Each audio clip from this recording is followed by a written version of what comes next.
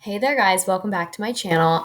It's Caitlin, your geeky girlfriend, and today I'm back for another book review in my Bookie Babe book review series. And I want to talk a little bit about my channel and my page for just a second. Number one, I'm sorry for all of if you hear any cars or anything going by. My new office has a window that looks over the street, which is great, but it can add some background noise. So sorry about that. Number two, um, if you are not already a follower on my Instagram page, make sure that you go do that so that way you can keep up to date with all of my try on hauls and all of the live videos that I do over there, including unboxings and fun Tay Talks and all of that. If you like those videos, make sure you're a follower on Instagram so you can join them live when they happen.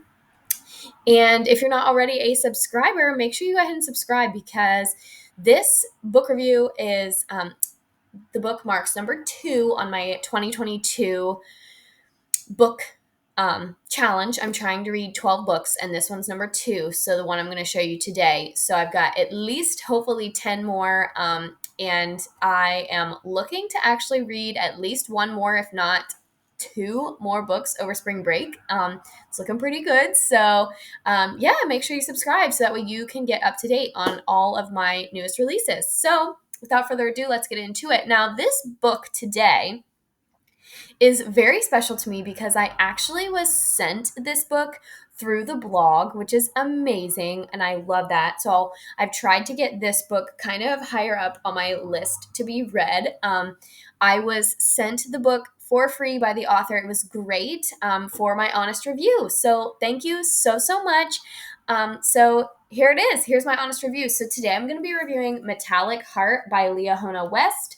And this is book 1 in the Fade series. And the cover does show the 2 main characters in the book. Now, I will start off, again, this is an honest review, and she asked me for my honest review.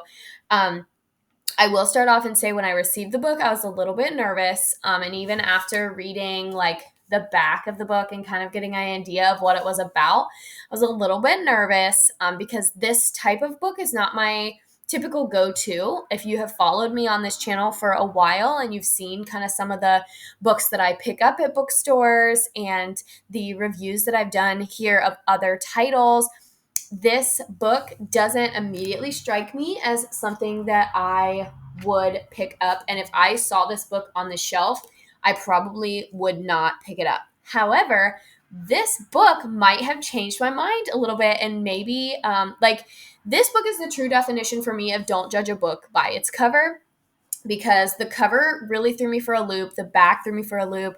And right off the bat, I was like, oh, I'm not sure if I'm going to like it. Not my typical genre. I am very much a romantic drama type reader. Those are the novels that I prefer to read, or movies that have books that were movies or TV shows, something like that, that I can kind of compare and contrast. And I love young adult fiction, high school drama type stuff. But this book was so much more than I was expecting. So first I'll talk about my expectations, just based on the cover art, based on she sent me some really cute little graphics, like a little bookmark and some additional artwork, which was really cool. I'll go ahead and show you guys a little. So every chapter has these beautiful tree artwork in it, and every chapter is told from a different character's perspective. The story mainly follows Eloise and Bannock, who are on the cover here. And right away you get, I was expecting, just based on the cover, I'm like, ooh, this is going to be kind of action based, very it looks almost wartime, post-apocalyptic sort of sci-fi ish. And chapter 1 and 2 really confirmed that for me, that it was very much a sci-fi based novel, and it does in fact take place post-apocalyptic, so after kind of the end of the world, or when people think that the world is going to end. So my assumptions rather of the book were correct in the front end. And honestly, it did take me quite a bit of time. I started this book in January and I just finished it Friday night. So it took me over 2 months to read it, which is pretty slow for me. And I've talked about some other books even here in the channel that I've read in a day or two. So for me, it started off a little slow. Now, I will say, once I got to the second half of the second act of the book, it read so much faster. So I will say you have to give this book a chance, especially if this is not your typical genre, which for me, it was not. However, so those were my expectations. I was expecting a post-apocalyptic sort of wartime science fiction-y novel. That is what I got. But this book is so much more than that. So now let's delve into what this book actually is and how I liked it and how I came around to finishing it. Now, again, this is an honest review. So around chapter 4, 5, 6, 7, like 50 to 60 pages in, I still was not really that committed. And I honestly was like, ooh, I don't know if I'm going to be able to finish this one, but I'm really glad that I stuck it out. So like I mentioned, the second act was a lot easier to read for me. I was probably like almost about halfway through, like 15, 16-ish.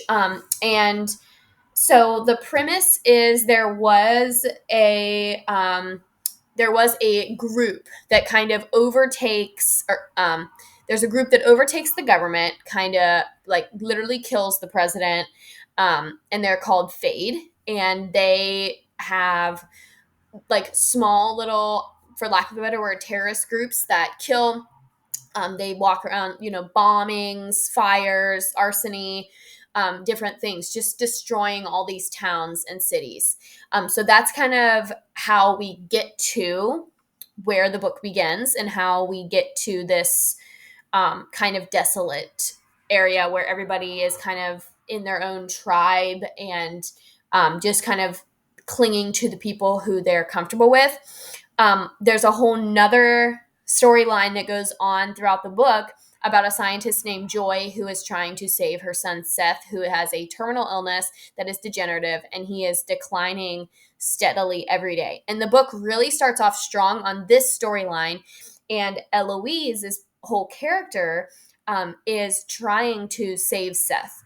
And before this book happens, Eloise is involved in a car accident, and her parents are working with Joy, and they develop this serum that has nanites, which are like tiny microorganism type bots that instantly heal any wounds and can heal any sickness. So Eloise has these nanites in her blood, which allow her to essentially be immortal. If she gets an injury, she heals really quickly. She doesn't get sick. And so she has these nanites in her blood, and Joy is trying to retrieve the nanites and then give them to her son Seth, so that way Seth can continue to live. So that's kind of where the story begins, is Eloise is doing her monthly or tri-monthly injections for Seth, and then things kind of take a turn for her, because Joy says that she's going to have to retrieve all of the nanites, which means Eloise is going to die. So that's how the book starts off, is Eloise is trying to escape from Joy, and then Bannock gets involved because he is kind of at that point working for Joy and is trying to, but he wants to get out of it. So he kind of goes against Joy and tries to get out of it. So then there's this back and forth. You kind of meet all the different tribes or clans, which that was kind of the slower part of the book. And I'm not going to give any major spoilers. So this is just me kind of going through the different sections of the book, and then I'll tell you when I really got intrigued. So Eloise lives in one part. She lives in what's called the compound, which is probably the most, I guess, well off. They have a farming community, and they're harvesting and they're hunting, really hunter-gatherer type style of living.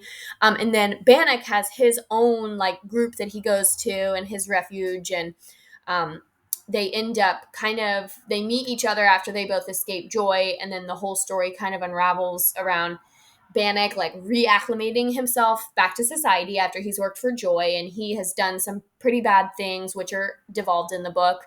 And then Eloise kind of helping him. Well, naturally, a small love story forms, which obviously, as soon as that started happening, I was all into this book, wanted to keep reading, wanted to see how this like drama, for lack of a better word, unfolded. And so, yeah, there's a kind of a little love story. Joy continues to try and catch Eloise, and Bannock joins the compound and kind of helps defend Eloise. And then that's kind of when the chemistry between them starts. So he starts off as kind of her bodyguard, but she can very much defend herself, and she's this independent person. Um, and so yeah, so then the whole book then just follows them trying to stay away from Joy, but Eloise carries this guilt with her about Seth. And there's a whole backstory about her sister and Bannock's family. So the book has really strong themes of mental health awareness and um, just like confronting your demons, how to handle your demons. Both characters kind of struggle with night terrors and nightmares, and they meet some interesting people. The author did a very nice job of kind of addressing some different neurological disorders as well, and some different disabilities. There is a character with a stutter in the book. There is a character who is deaf in the book. There's a character who is blind in the book. And there's a character who is nonverbal due to a stroke. And she did a very nice job addressing all of those things and helping Eloise and Bannock talk to them and communicate with them very appropriately.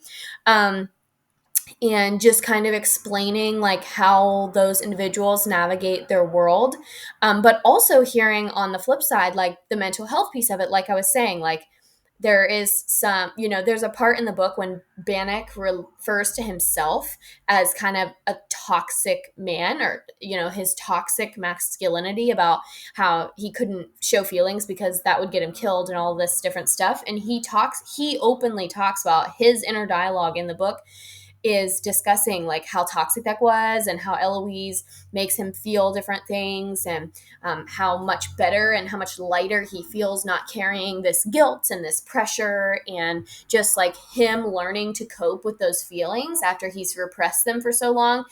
So there's very healthy mental health discussions in the book, which I really, really liked. Some very healthy coping mechanisms. And yeah, like that was a really prevalent theme, and kind of like I said, how to handle your demons, and kind of realizing that everybody does have demons, but everybody's are different, and just how to be sensitive to that. So I really, really liked kind of some of those.